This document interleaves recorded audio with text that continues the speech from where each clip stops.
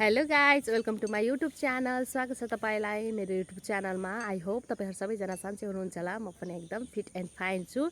आज चाहिँ हामी बारीमा मास मकै छर्न गइरहेका छौँ। आजको भ्लग चाहिँ मेरो बारीको हुनेछ, हेरेर साथ दिनु होला है त साथीहरू।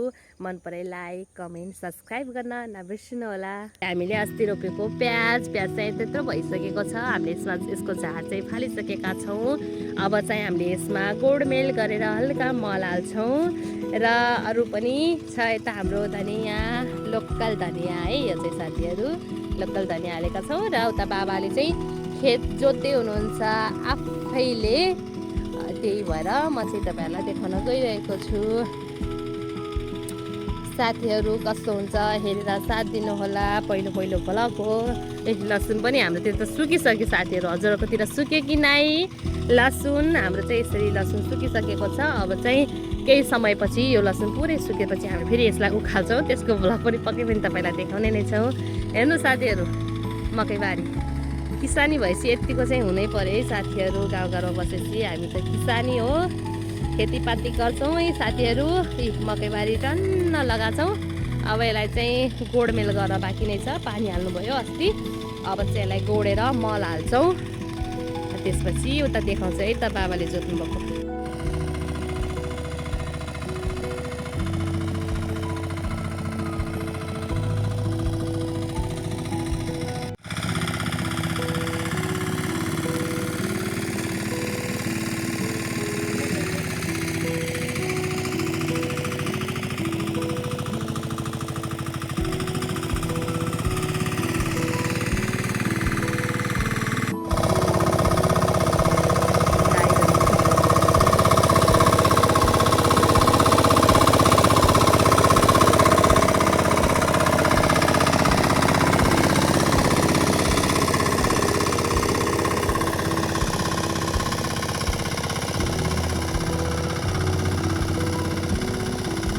अब घरमै छ साधन, एकछिन चाहिँ सिकेर ट्राई गर्न पर्यो, सकिन्छ कि नै। अब ट्राई गर्छु है त साथीहरू।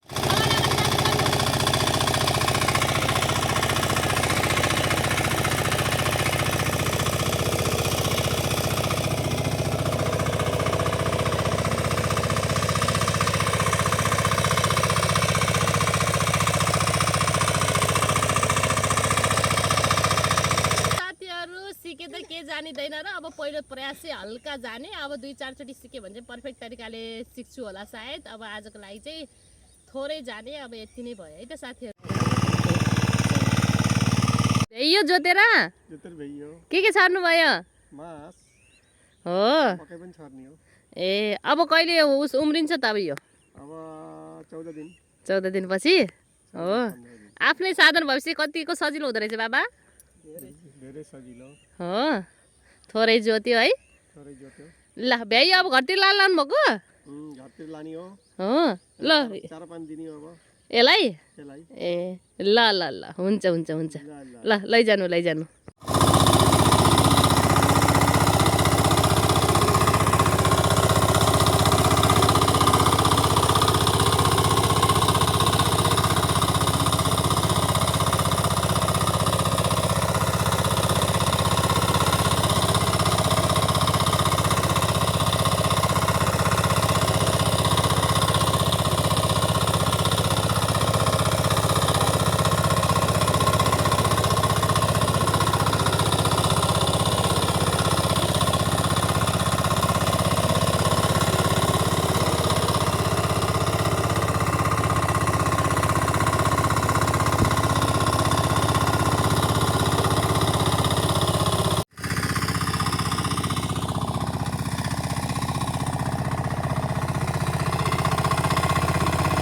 साथीहरू हेर्नुहोस्, यता मेथीको फेरि मजाले दाना लागिसकेको छ। हेर्नु साथीहरू, कस्तो मजाको दाना लागिसकेको छ है साथीहरू।